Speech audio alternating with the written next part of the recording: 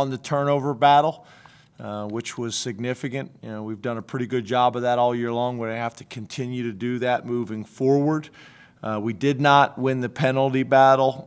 It wasn't a lot of penalties in the game. We had 5, they had 3, but we did not win that battle. The drive start battle we did win. The sack battle we did win, and the explosive play battle, we were able to win that. We did not reach our goal on offense of 16%, but we did have significantly more explosive plays than they did, so we did win that overall.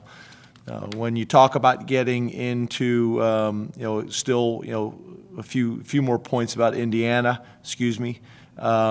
positives from the game. I thought we're playing tremendous complementary football in all 3 phases. I think our situational awareness and situational mentality has been really good. I think, you think about all the situations that came up in that game, and we handled them all very well. So pleased with that. First time Indiana's been shut out since 2000, which it's strange to me to think that that's 21 years. 2000 doesn't seem that long ago until you say it like that, but in today's day and age, with the way offenses have changed, that's an impressive stat. Indiana was 0-2 in the red zone. 1 at the 4-yard line, 1 at the 13-yard line with a blocked field goal. Blocked field goal was impressive. That's our second one of the season. And that kind of reinforces my point about situational awareness and situational mentality. And then opportunities for growth. We got to have a complete week of preparation, meetings, weight room, practice, regen and recovery, nutrition, treatment, academics, all of it will matter. So getting into Iowa, obviously got a ton of respect for Coach Ferentz. You talk about 23 years as a head coach at Iowa, 31 years overall at Iowa. Has just done a tremendous job. The level of consistency that they've had throughout their program, not only from a win and loss record, but from a coaching staff perspective, really all of it. It's impressive. 18 starters returning. Obviously, we're getting into the point of the season where I don't know if those returning starters matter a whole lot anymore because we're deep enough into the season, but they did have 18 starters returning. That's impressive. Brian Ferentz, Coach Ferentz's son, is the offensive coordinator. Obviously spent time in New England just like his dad did, and has done a nice job. Is really doing a nice job with their offense, playing to their strengths right now. We've been impressed with Tyler Goodson. Seems like he's been playing there forever now. The running back, he's explosive. Tight end Sam Laporta, they always seem to have a tight end there who is a challenge, to deal with. And then their offensive lineman, number 65, Tyler Linderbaum, is really impressive. They do an excellent job with their play action. I think that's probably the biggest thing. We're going to be working that all week long. Play action, play action, play action. They do a really good job of getting 4 and 5 guys out into their route, so it's not like they're just going max protect all the time. They do a really good job of getting their guys out, and you see their tight ends and running backs are targeted a lot, so that will be the challenge dealing with them. You talk about defensively. Obviously, their defensive coordinator is maybe one of the most respected defensive coordinators in college football. There's been consistency there. He's been there for 11 years as the coordinator, but was there obviously a lot longer before that as the defensive backs coach. But they do a great job. They're consistent. I would not say that they're simple, but you look on tape and who they are this year, for the most part, is who they were last year and the years before that, and their kids are sound. They lined up, and they're sound. They're never out of position. They play fast. They play aggressive. They play with great confidence because they're allowing them to line up and play, and they got a really good scheme that is challenging. It's not like a formation that you can turn on or a motion or a shift or empty or formation into the boundary where we feel like, okay, here's a formation or personnel group that's going to allow us to get some yards just based on alignment. There's no easy yards out there. They do a great job. The guys that stand out with us is the DN number 97, Zach Van Valkenburg, very, very much a Iowa defensive line name. Seems like they always got a guy like that. Linebacker number 31, Jack Campbell, impressive. Watching him on tape, I didn't realize he's as big as he is listed, but he's active and really productive.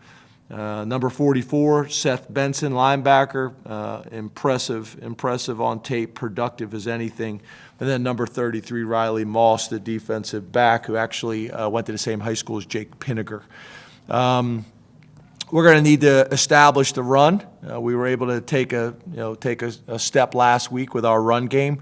That's going to be really important, not just for our offense's success, but also to help our defense out with time of possession.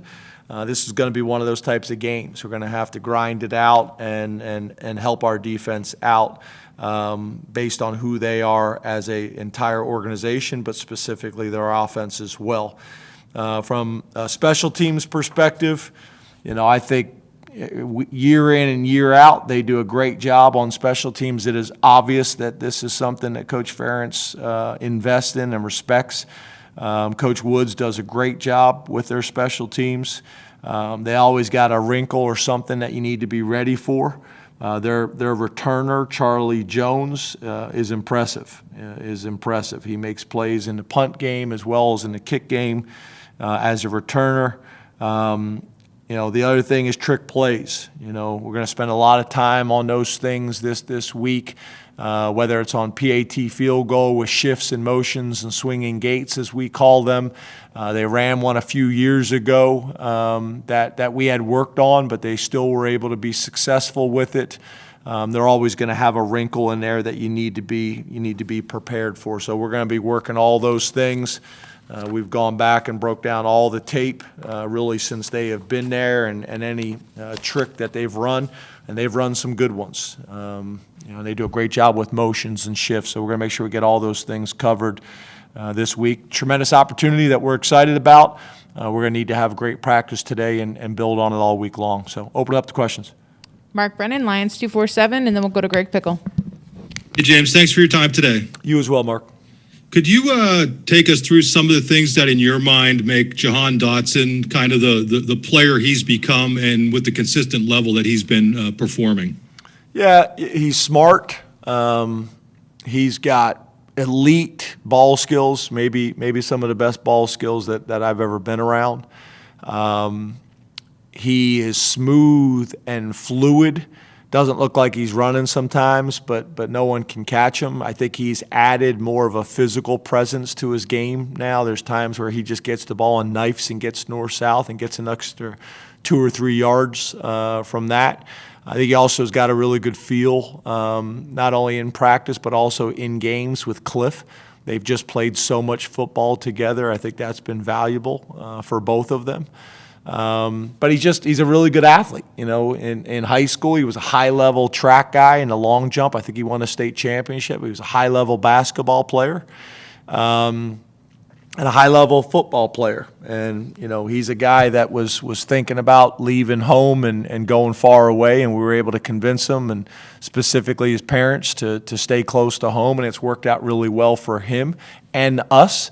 I think you guys know how I feel about the players in the state of Pennsylvania staying home and the high school coaches supporting that as well and the community supporting that as well. I don't know if there's some special water up there, but he's from not far from where Saquon's from. Two guys that came to Penn State that are near each other and both have had fantastic Penn State careers. So we're going to need him to have a big game on Saturday too. Greg Pickle, Blue 8 Illustrated, then Donnie Collins. Hey, good afternoon, Coach. How you doing? Good, Greg. How are you? I'm well, thanks. Hey, I'm just curious, how do you evaluate and assess your running backs through 5 weeks, not just on the plays they're running the ball, but overall? And then through 5 weeks, has the snap count and rep count for those guys kind of played out as you expected it to before the season started? Yeah, a couple things I would say. Again, I don't know if you can talk about the running game or the running backs on their own. It's all of it. I think in pass protection we've been good. I think in getting them the ball out of the backfield. I think we can do a little bit more of that. I think there's times where they can get out a little bit quicker so we can get the ball into their hands. I think there's times where we'd like Sean to check it down a little bit more to the running backs. But in those areas, pretty good. In the run game, I think I mentioned this, maybe last week. I'd like to see at times us be more physical and pound it up there and get the 4 and 5 yards and trust it and make sure we're inside out from a mentality in our running. But no, I think the rotation is probably played out the way I thought it would. Obviously, you'd love for somebody to really jump out and say, I'm going to get the majority of the reps, and the other guys are going to rotate in. I wouldn't say that that's necessarily happened yet. And you could have both kind of ends of that, right? You could have 3 guys that are playing at really high level, and you want to keep them all involved, or you want to have one guy that kind of takes control of the room, and the other guys are complementary pieces. Both are fine. But yeah, it's somewhat similar to how I thought it would play out. I think I probably thought we'd have a little bit more production again, but that's not just on them. That's all of us. Donnie Collins, Times Tribune, then Audrey Snyder. Hey, James. Hey, Donnie. A lot of people talk about the environment at Beaver Stadium when they come in, but I've heard a lot of players over the years say that Kinnick provides maybe the toughest environment that they've played in on the road. Do you agree with that? What makes that such a tough place to play? And do you think getting that road game against Wisconsin out of the way early in the season maybe helps you guys prepare for that a little bit? Yeah, it's a tough environment. There's no doubt about it. We got a lot of respect, for that school and that community and the support that they give their football program. Obviously, there's special things about it. Obviously, the wave to the Children's Hospital is, I think, one of the better traditions in college football. Whenever you can support people in challenging times, you want to do that, and it's something I think is very unique to college football and very unique to the University of Iowa. But yeah, I think